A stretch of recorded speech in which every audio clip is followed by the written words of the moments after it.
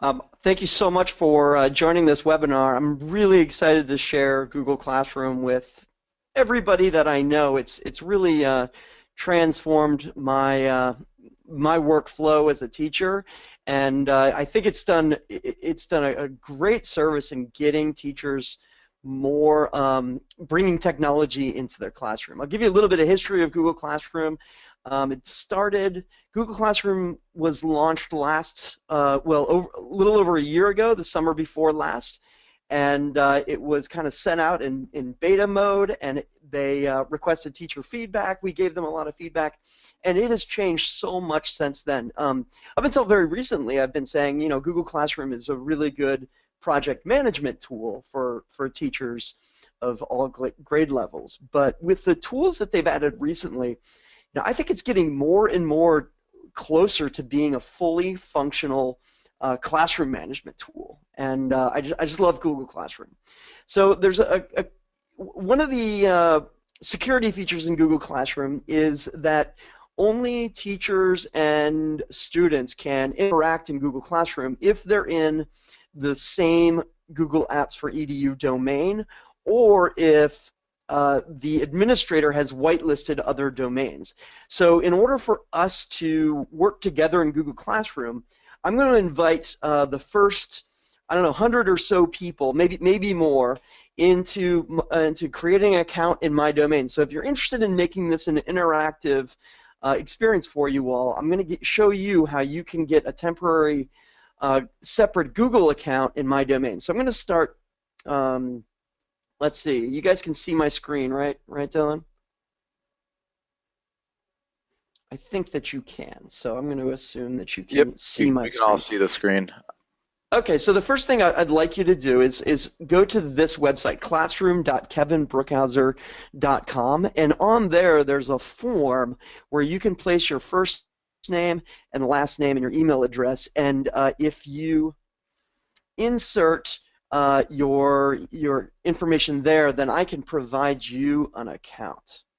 So let me go to my webcam. Okay. And so, again, it's classroom.kevinbrookhauser.com. Put in your first name, last name, and I'll give some of you an account. Now, let's see if any of those are coming in. Done. Okay, it looks like we've already got a lot of them coming in. So they're just flowing right in here. This is fantastic. And I've only got about 250 accounts. One of the things you're going to find when I give you your username and password, I recommend that you log in using a Chrome incognito window. That way you can keep your accounts separate, and then it won't save any of this information for temporary purposes. And the other thing that I recommend is or that you keep in mind is that when you sign in, it may ask you to, provide a phone for backup, and you don't need to do that. If it does ask you to provide some security questions, one thing it might ask you is what city you normally log into, and I'll ask you to put in Monterey, California. That's where I'm coming from, and then that may get you by. If it doesn't give you that option, then you can provide a phone number, and they'll give you a text message. And if that's the case, then you can do that, or you can just watch. So if that seems overwhelming to you and you just want to watch, that's totally fine as well. I see I've got almost 125 of you have submitted the form, and you're starting to slowly come in here. While those are coming in, I just want to tell you a little bit about myself. I'm a high school teacher in Monterey, California, and Google Certified Innovator and Google Certified Trainer. So I also go around the country and even the world and help teachers, faculty, and school districts deploy Google Apps into the classroom. But I also have a lot of hands-on classroom experience. So I see that we're starting to slow down. I'm just going to, so that we can move forward, I'm going to take the first 130 names here and post them into this site over here. Let's see how this works. And now you'll see that I have a spreadsheet, just using Google Forms and Google Spreadsheets. I put a spreadsheet in here that has your names on the right and then a username and password over here on the left. And if you use this to sign in with your account, that'll be great. So I've got this, the link to the spreadsheet already shared underneath the form that you filled out. So if you click on this link right here, that should take you to a spreadsheet so that you'll be able to see what username and password is assigned to you. Now the password is Brookhauser for all of them. Now don't save anything that's that you want to keep in this account because I'm going to be deleting them soon. They're just temporary dummy accounts so that we can all enter in the same into the same domain. And if you didn't get your name in here in time, I'm sorry, but I think you'll still get a lot out of getting to watch this. And I'm sure that some of you will be able to log in with your accounts. And again, remember, you don't need to provide any backup system for this because we're going to be deleting this account. But if it does ask for a city or for a text verification for your phone, you can do that, and they'll send you a text. Okay, so let's really get into this into how Classroom works. I'm just going to open up a new tab in my Chrome, and I'm going to go to classroom.google.com. And this is my Classroom dashboard page. If you've never used Classroom before, it's going to take you to a different splash page that's going to give you an overview of Google Classroom. And it's also going to ask you if you're a student or a teacher. And if you are a teacher, I recommend when you go to your own domain, I recommend that you log in as a teacher first, because depending on how your domain is set up, if you log in as a student first, you may have a hard time later creating classes as a teacher. The administrator needs to set up the permissions to allow some people to be teachers and some people to be students. And if teachers sign up as students first, sometimes they run into a little pitfall there. So you can see here are the classes that I've created within this domain. And what I'm going to do is create a brand new class just for you guys. And in order to create a class or join a class, I'm going to click this plus button right up here at the top. So here I can join a class or create a class. I'm going to create a class. I'm going to call it Guru.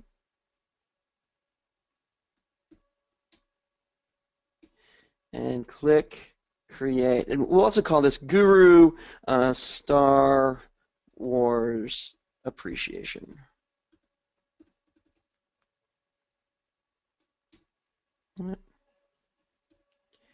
Create. And so it's doing the work of creating this class. It takes a second to build that class. And here we go. Here's the Star Wars Appreciation class. All right, and so here's the class that I created, and I can modify how this class looks.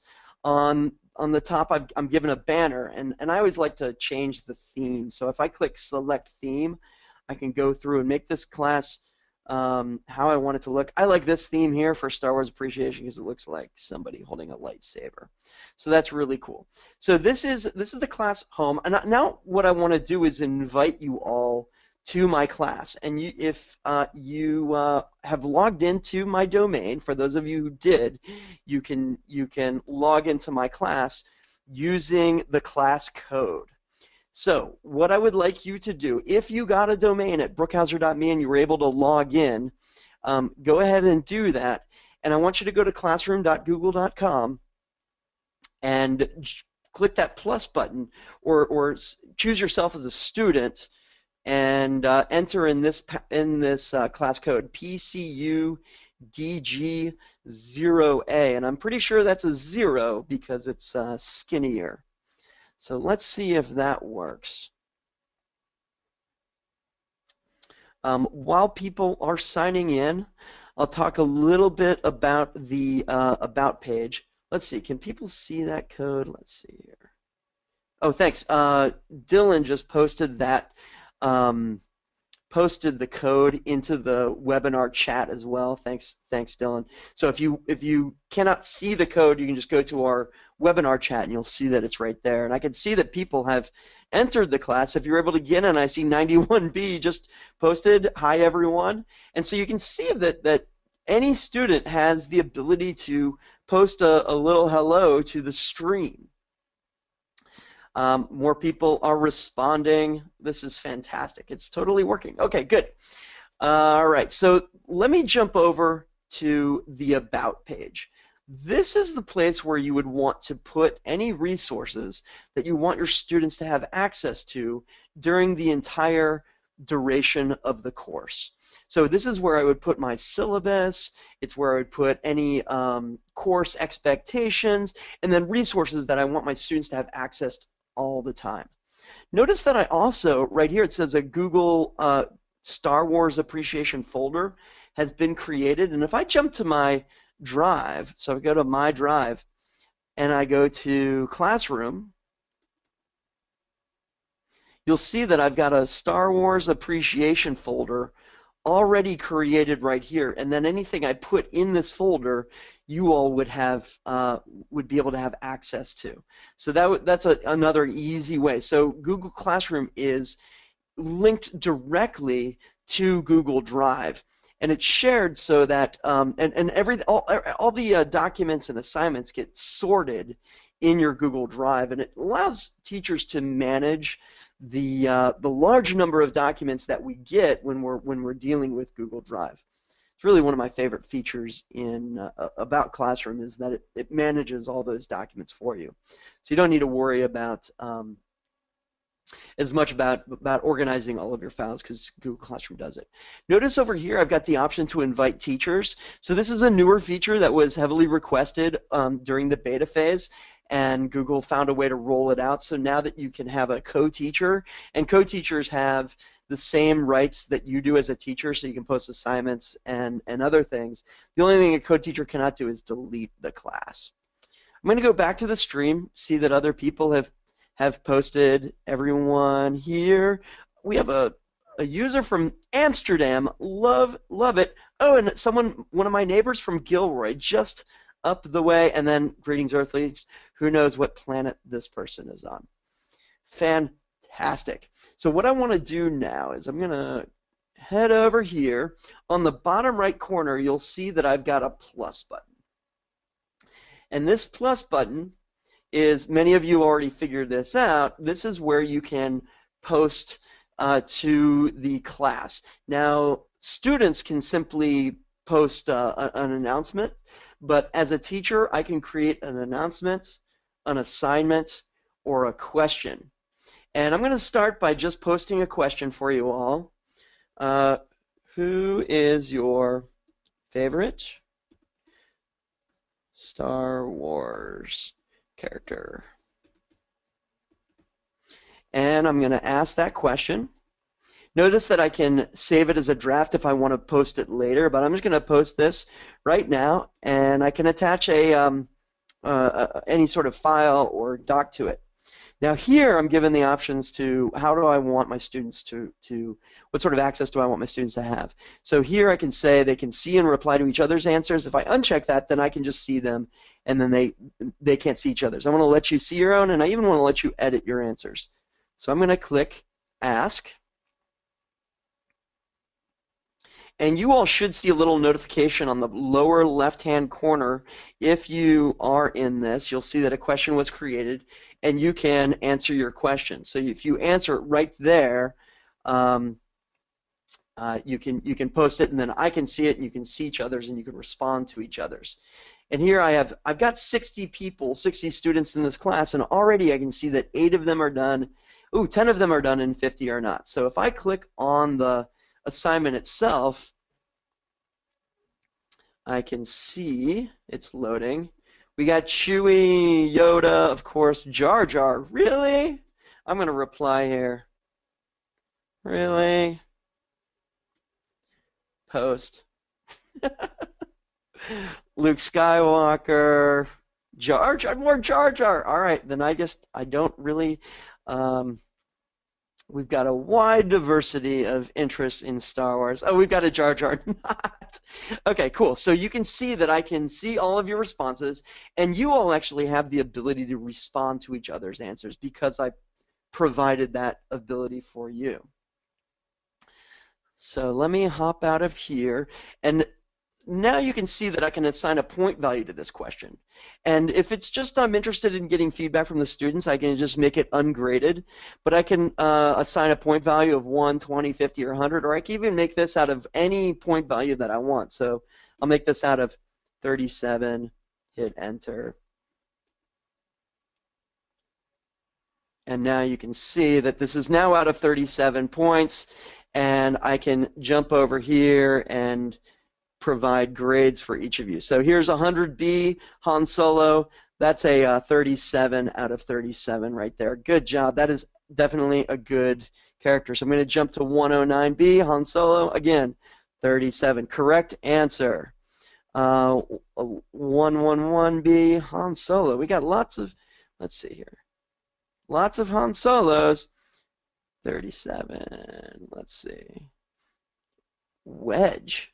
I don't know my Star Wars well enough. I'm going to have to look that up later, but I'm going to assume that's an awesome character, so I'll give you a 37 as well. Jar Jar, sorry, that is only worth 12 points. Sorry, 12B, you only get 12 out of 37 for that answer. Okay, so you can see how I can grade them right here, and then every time I grade an answer, the student's profile on the left gets checked, which means when I return it, these following people will get their grades sent back to them. So I'm going to return these, and so for if you did get yours, I don't have time to grade all of these right now. I don't want to spend too much time on that. But if you've done that, if you got it back, you would get a notification that your question has been graded, and then you'd be able to see that. I also could place comments on any of these. We've got Detroit, Michigan represented. So here we can see that it's loading. They're now at 62 out of the 64 who have registered for this course have submitted their assignments. So that's the question feature. Now, note that anyone can comment in the announcements page, and I know that may raise the blood pressure of some of you teachers. I'm not sure that you like the idea of any student being able to post to the classroom page. My initial answer to that is, you know, if you're worried about students posting inappropriate content, I'm glad that you're thinking about that kind of digital citizenship component of your class. You know, there's a big part of me that would say, you know, that this is actually a great place for students to learn through making some mistakes. So maybe by posting something that, hey, what isn't really appropriate for a classroom setting, and there would be an opportunity for you to intervene. So there's a big part of me that likes the idea of having this open and allowing students to post there. And if a student did post something that was inappropriate or something, I could either delete that message or I could mute that student right there until we've had the conversation and made sure that the student understood what was an appropriate sort of comment to post online. But do understand that these comments will not haunt students later, like if they had posted to Twitter or Facebook or whatever. But that said, if you do want to prevent students from posting or commenting in the stream, then you can do that in the students menu right here, and then you click on here and you can say that students can only comment or only the teacher can post or comment. So this gives you the kind of rights that you're going to want to decide to use. We see that. Oh, here's Wedge's best friend's pics. There's a great conversation about Star Wars going on here. The back channel. Oh, here's Wedge. Someone posted an image, a Google Drive image. Awesome. We've got some serious Star Wars fans. Are you guys stoked for the movie this winter or what? Okay, let's jump over to the plus button on the lower left. Actually, before we do that, let me hop over here and see if there's anything I need to monitor. We're looking good. Okay. So I'm going to hop over here, and I'm going to hit the plus button. And this is where we really take advantage of the power of Google Classroom, and that is when you post an assignment.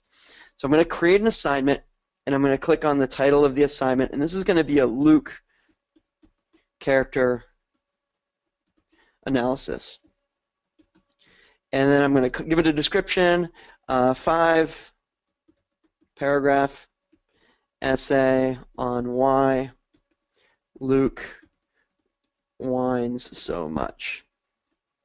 I can give it a due date here, so we can make this due October 19th. And if your students are like mine and they see a due date of October 19th and they think that means that night, you can change it and you can give it a specific time, and we'll say that this is due at 7 a.m. on October 19th. Now, the next thing you can do with an assignment, so this gives it a due date, and it also gives you a way to grade the assignment. But what I love about this is that it allows you to attach Google Drive files to this. So I'm going to click on Google Drive, and it's going to bring up my drive. And so I want to scroll down here, and I'm going to search for Luke. I created a template. So this is a document that I've already created that I want you all to use when submitting your assignment. So this is going to attach a Google Doc to this assignment, and what it's going to do is create a copy for each of you to edit and then turn in. This is really taking advantage of the power of Google Drive.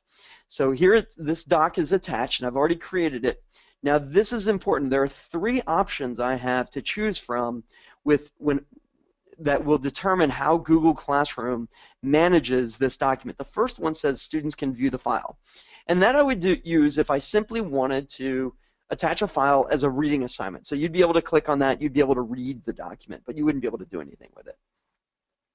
The second one is students can edit the file, and that would be a single document that everyone would have the permission to edit. So one file and 200 people editing it sounds chaotic. So let's not do that. Use that option for this one. The last option is the one that you're probably going to use the most frequently, and that is make a copy for each student. So what this is going to do is run, I like to think of it as a digital photocopy machine. So it's taking that document and making you all copies. So I'm going to click assign, and this is making a copy for each of you, and you're going to see that the name on your profile is going to be at the top of the page. So I can see, oh, we got up to 68 people here in the classroom, and right now it says that 0 are done, 68 are not done. Now when I click on it, it should take me to a list of all of these documents. Now if you jump into that document, you'll see that I'll be able to jump into it as well. So hey, warning, 95B, if this is you, I'm about to jump into the document so that everyone can see. So let's see here. Is 95B in the document? No, 95B left the document. 95B, if you could jump in the document, that'd be awesome. I'd love to demonstrate how. Oh, there's 95B. Hey, 95B, type something in the title here. It doesn't matter, just to show the audience that you're editing. Can you? Hi, 95B. Where are you from? Do not edit. 95B is from Florida. Oh, I was just there last weekend. Oh, it was gorgeous. And you guys have rain, unlike us in California. So here I can edit as well. So this is just like a document. Notice at the top that it's got a title, Essay Machine Luke Skywalker Analysis 95B, and so it's got that name. So everybody has their own document. So I love creating templates for students because it makes the project easier for them, and it allows them to really focus their thinking. So I create this template on the left of the instructions, and on the right is where I want them to write their sentences, and it helps them organize their thoughts. You can just give them a blank document with instructions, but I like using this tool called the Essay Machine that walks them through the process. And so I can enter in comments. So here's a comment. And right now, if I click on the share button right here, you'll see, I'm going to click advanced, you'll see that I'm an editor and that 95B is the owner of the document. Now, that is because he has not yet turned it in. Now, on the user side, there's a button right here that says turn it in. On the student side, as soon as they hit turn it in, then it transfers ownership to me for me to grade. And then what I can do is return grade, just like I did with the questions. I can grade and return those documents to them. Let me show you what that looks like on my end of the dashboard. So a couple things to take note of. Here, if you look at my dashboard, I see all of these documents have documents attached to them, although this one says no attachments, not done. That's because 123B has not even opened the assignment yet. So that's my clue. If I don't see an attachment there, it doesn't mean that anything's broken. It just means that the student hasn't even opened the assignment yet. But I can jump into any of these assignments, and there it is. So let's see here if I can. I am now in, this is what the student perspective looks like. And so if I click on here, and I go to my stream, I can see right here.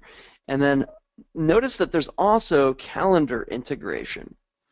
And this is new. This allows me to go over and jump in to the document right over here, and I can see this document. Now that's actually a different class, but you can see that that's what the student perspective looks like. And I can add the grade. So if I click on over here, let's say it's time for me to grade these, I can click on 14B. And I can jump over to the document over here, place my comments right in the doc, and then I can add a kind of a general comment right here to the private comments, and I can assign a grade. I got to do this. Comment, post the comment, and the student would get the comment right there in their notifications. And then I can just add the grade right here. The default is 100 points. We'll give you a 105 out of 100. And then I can return this right here. Right now the user 105B does not see the grade because I haven't yet returned it. But I click return right here and click return. And now the student would have a notification that their grade was submitted. This is my class over here. If I click on the hamburger or hot dog menu on the top left corner, I can see all the classes that I'm involved in, and then also there's calendar integration. What I love about calendar integration now is that it's a Google Calendar that you can subscribe to, and students can subscribe to in their Google Calendar as well, and so that they can keep track of what assignments that they have right there. So that is my brief overview of Classroom. There's so many more other exciting things to dive into and to play around with. And my recommendation is to press the buttons, like really experiment with this, grab a couple of teachers who want to play around with it, and really play with it. And you'll see that it's got a great deal of power. Now you can assign not just documents, but presentations and spreadsheets, and you can attach any sort of file to any assignment as well. So now is the time for the Q&A segment. So let's see if we've got any. Hey, so yeah, we've got some great questions here. So let's see, I had one open. Is there a maximum number of students that you can have per classroom? Or Kevin, would you mind turning on your webcam? So there we go. Yep, it's on now. Is there a maximum number? Is there a maximum number of students? I don't know the answer to that question. Although I bet a quick Google search might reveal the answer. But you can see that we've got, you know, let's say we've got almost 100. I haven't hit the limit, but I don't know that there is a limit. Yeah, because I could definitely see how people could get close to a limit if there was one, if they're doing like a MOOC or something like that. Yeah. Okay. Yeah, but you can limit it if you don't want to just use the class code. You can identify students. You can invite students directly, but I found that the class code is the best way to invite students. All right. Is Google planning to add a feature to push out an assignment at a later date? Or do you know if there's any kind of workaround you could do that? So if you wanted to create an assignment and you don't want students to see that assignment until a month from now. Yeah, that's a question that Google has, or that teachers have been requesting for a while, and Google did respond to that, and I think they solved that problem, and that is the draft feature. So if I don't know if you can you still see part of my screen at Yep, least? we can still My see it. screen? Okay, good. So let's see. Let me go back to my stream. Click the plus sign. Oh, I gotta hide my. Click the plus sign over here, and then create an assignment. And then here's assign right here. But if I gotta put in a. If I click here, I can just click Save Draft. So I can do all of the work ahead of time and then save it as a draft. And then students don't see that assignment until I go back to it and assign it directly into the stream. Awesome. So not quite scheduling capabilities, but sort of a way to put it on hold and then you'll manually push it out later. Exactly. No, it's not scheduling. The other feature that's similar to that is one of the issues that by the virtue of the fact that it's a stream, some assignments get pushed down to the bottom if students are posting announcements. You as a teacher can always push anything back up to the top. You can't pin an assignment, but you can push something back to the top. And then the other thing is the assignments, to keep them from getting buried, the assignments do show up on the left column for students, and then of course it's also in their calendar now. All right, we've got another question from Heidi.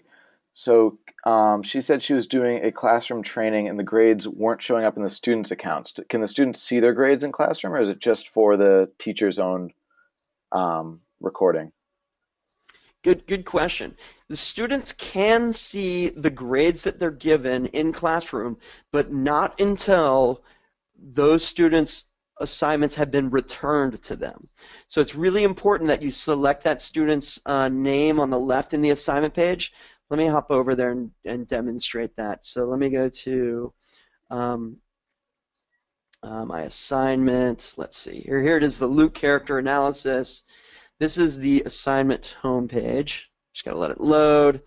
And then over here is where I add the grade, but the students don't see it until I actually return it. So I have to click this check button and then click return, and that's when they see it. Now, there is not a grade book feature in Google Classroom. There's not a dedicated grade book where students can see all of their grades, and that's just not a feature in Google Classroom. But they can see the grades that they were given on each individual assignment if you've returned it to them. Okay, that makes sense. That answers that one. Um, and students can only see their own grade, correct? There's no way that a student would be able to see all the grades in the class or anything like that? No, no, no. They can't see each other's grades, unless they have each other's passwords or whatever. But that's all protected by default. And they can't see each other's comments. So you can, let's say I'm going to jump over to 130B's assignment, and if I post a comment down here, that comment is just for 130B. No other students can see it. Excellent. And I lost who asked it, but there was a question. So if the students are on a domain, say like student dot, schoolname dot edu, and the teachers are on a different subdomain, Yes. would they still be able to be in the same classroom? Not by default, but Google has recently allowed administrators to whitelist domains that would make that available. So if you find that you're in that situation and you cannot share classes with or share your class with your students because you're in a separate domain as your student, then you need to contact your domain administrator and say, hey, we want you to whitelist these domains so that they can interact. And so that feature's now turned on. Okay. So can Classroom integrate a rubric on assignments for marking like Gubrick, which I'm assuming is a third-party app? Yeah, so Gubrick is a part of one of my favorite tools, Doctopus, written by one of my heroes, Andrew Stillman, and it shares some of the functionality of Google Classroom, but it has so much more. So if you're interested in a baked-in rubric functionality, then I highly recommend that you check out Doctopus, which is an add-on to spreadsheets, and it's built just for teachers. And it is for people who really want to geek out on this stuff, and it's amazing. So, but the direct answer to your question is no, there's not a baked-in rubric into Google Classroom, but certainly you can apply a rubric that you have to Classroom and paste it on the bottom of the doc or paste it into the private comment. One thing that I like to do is build my rubrics using Google Forms. And so I'm grading the paper right there on my computer, and then I'm filling out a form that I built onto my tablet for that given assignment. And then I'd paste the results of that form into just as a private comment in that assignment. All right. Someone has a question about the unsubmit button. Allison wants to know if you can turn off the unsubmit button. So when a student submits something, it is fully in. There's no pullback.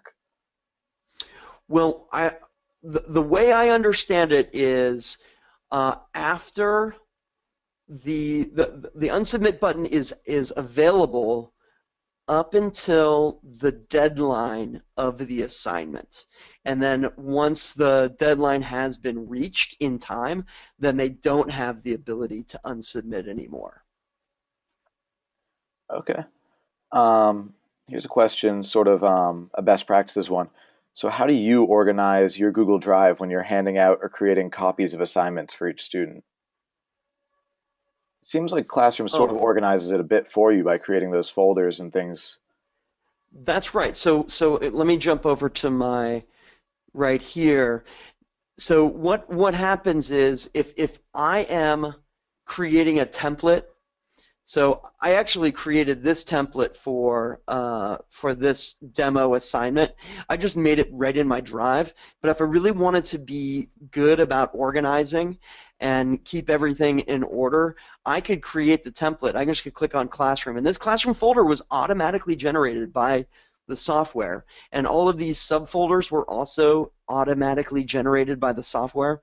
And so if I clicked on, and so here's Classroom, and then under here are all the classes that I have access to, and then under here, if I wanted to, be a little more deliberate about how I organize it, I could create the document right here, and it would stay, organized within this folder structure. And then this would also get shared into the resources folder, so that students would be able to access that as well. Cool. And then we actually have an answer posted. So someone earlier asked what the maximum number of students was, and then another person, I didn't even have a chance to read this one yet, asked if you could have multiple teachers per classroom. And Jody Meacher posted an answer. Maximum number of students per class is 1,000, and maximum number of teachers per class is 20. So you can add multiple teachers to a class. I actually have a Guru video on it. And yeah, the maximum number of teachers per class is 20. That's an epic class of 20 teachers and 1,000 students. Is it possible to roll something like this out for training materials for Google for Work applications? So if you don't have a classroom environment, but you sort of want to use Google Classroom for your office training, do you know if that would be possible, or is it just Google for EDU? Yeah, this tool is only for Google for Education domains. And they're dedicated. So Google for Work or for personal vanilla consumer accounts, Google Classroom is not available. But boy, it'd be great, huh? Sorry about these timer lights. If the teacher deletes the assignment folder, will the students lose their work? It's a good question. If the teacher deletes the assignments folder, would the students lose their work? Make sure I give the correct answer on that. So I'm 99% sure the answer is no. When I'm often hesitant to give a 100% answer because It's possible that something changes, and there are times when, a really rare bug happens. But students, so the only time that could be possible is during the period that after the student has turned it in and before the teacher has returned it, then the teacher is the actual owner of that document. But while the teacher, but at any other given period of time, the student is the owner of that document, and therefore, mere editors do not have the ability to delete documents. So that's my most educated answer, but that's something that might be worth a test as well, just to confirm that. I really like this next question. So, can you make small groups for Google Classroom assignments? I'm going to elaborate on that question. What would be your idea for best practices for group assignments in general? Because those are Yeah. definitely a common Oh, thing. this is one of those features that I would love to see in Google Classroom, the ability to organize group work. And it's not a feature that's baked into Google Classroom. It is a feature that's baked into Doctopus, by the way, if you really want to geek out with that. But if you want to use Classroom and you want to create group works, the best practice, and I do this with my students, is to assign kind of a group leader, and that student's document is kind of the master document, and then I have students rename, the other students in that group would rename their document that's titled like do not use or delete, or you just decide how they rename that document so it's clear to you and to their peers whose document is the master document.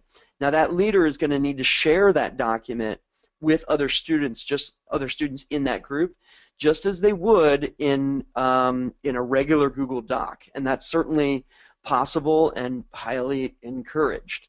And then what you can do as the teacher is you can still assign individual student grades in their profile on that assignment, but you can just refer to that single master document when assigning that grade. And do know that students, even if you kind of assign them in different groups, they can't see each other's grades and they can't see each other's private documents unless you publish that into the doc itself. Excellent. And then this next question, I've actually gotten a lot of emails about this. So, which assignments will show up on the students' calendars and your calendar as well when you assign them? Is that an automated thing, or is there anything you set up for them to show on the calendars? Okay, so it doesn't show up in their calendar itself, like their personal calendar, but they get automatically subscribed to an iCal calendar in their Google calendars. So if they are enrolled in a class, or if you are a teacher in a class, you get automatically subscribed to that calendar. Let me see if I can show you what that looks like. Also, Kevin, just a side note, do you mind if we go a little overtime on this? There's so many good questions. I'd like to get to love to go more. over time. We only have 1 minute left. So they show up. They show up over here in the subscribed over here under other calendars, and they show up down there. Okay. Or actually, no, right here in my calendars, but it's a separate calendar. So they have to you turn can that on. Okay. You can toggle it on and off, but I think by default it's turned on when you either enroll or create a So class. all the students will have that calendar to turn on as well.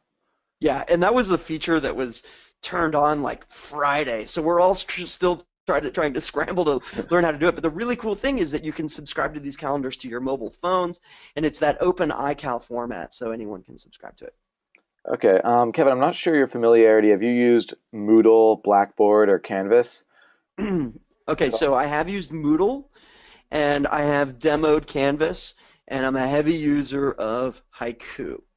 Okay, so they were wondering sort of how Google Classroom stacks up to these. Would you call it a replacement? Would you say it's a supplement?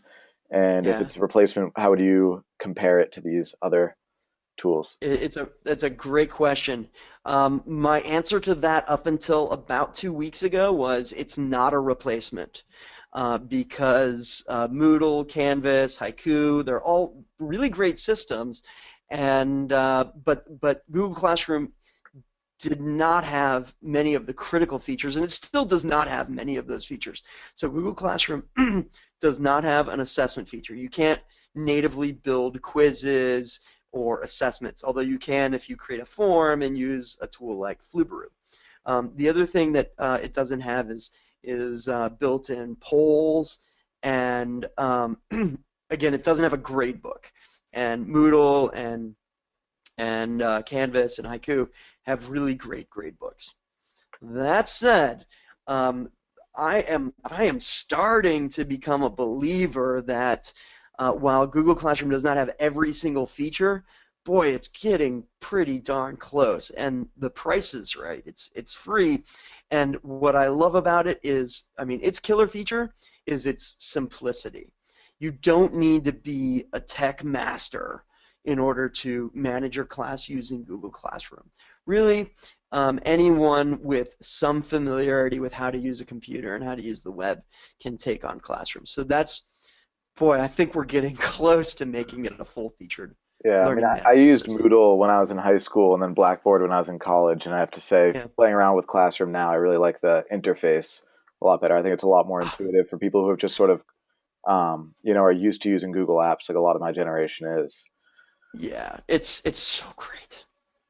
Here's a cool one. I'm not even a teacher, and I'm excited about if this were possible. I don't think it is, but it'd be great if they added it. So, is there a tool to grade freehand like Google Draw that will work with Classroom? So, if you wanted to circle things and write Yeah. notes in your own handwriting, they said they use Notability now, but it takes several steps to get it back to Classroom. What do you Yeah. suggest?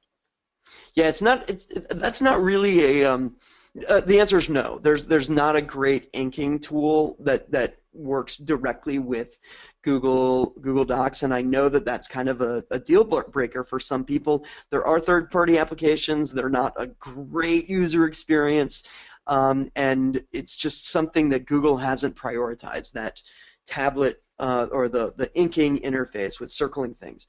But I will say that was a point of frustration for me for a long time until I learned the keyboard shortcut for inserting comments, and now I'm just as fast using the keyboard shortcut in commenting on students' papers than I was with a pen. And there happens to be a video on the Guru about keyboard shortcuts and commenting for teachers. So check that out and give it a try, and it may be enough for you to say, all right, maybe I don't need that inking feature. Um, Here's one. We have like 100 questions here and probably only 5 more minutes at most. So, how would you let all students view each other's submitted assignments? That's something you'd want to do. Maybe like a everyone with a link can view type situation, and it shares the link with everyone who has access to that folder. Maybe is there some way you could do that? Yeah, you can change the sharing permissions of the folder itself so that everyone, and what I would even do is say that everyone who has the link to the folder can comment, and that allows for peer review opportunities, and that so you can do that on a folder level by assignment, or you can even do it on a doc level. So you can, what I do is I break my students up into groups for peer review, and I tell them that share that individual document with everybody in your peer review group so that your peers can comment on it. That's about all the time we have. We have a lot more questions. Kevin, would you feel comfortable giving out your email address to field questions? Or would you rather them just send them to the guru and I can forward them on to you or something like that? Yeah, I'm happy to receive email requests, but if there are a lot of people in here, and please Yeah, forgive me if I'm not able to I respond to understand. them all. But I do want to say that if you are interested, I do provide professional development for schools. If anyone's interested in having me come out and give face-to-face training for a group of people, I can do that. I also do a lot of work with schools and keynote events, trying to encourage teachers to use technology in the classroom. And I'm also really excited about this book that I published recently. It's called The 20 Time Project, and it's about project-based learning in the classroom and how to apply some of the insights that Google learned in their corporation about learning and about motivation, and applying that to the classroom. And I'm always eager to share that research that I've done with other teachers. Awesome. So, My email address is public. It's brookhauser@gmail.com. okay, yeah, if you want, you can chat that.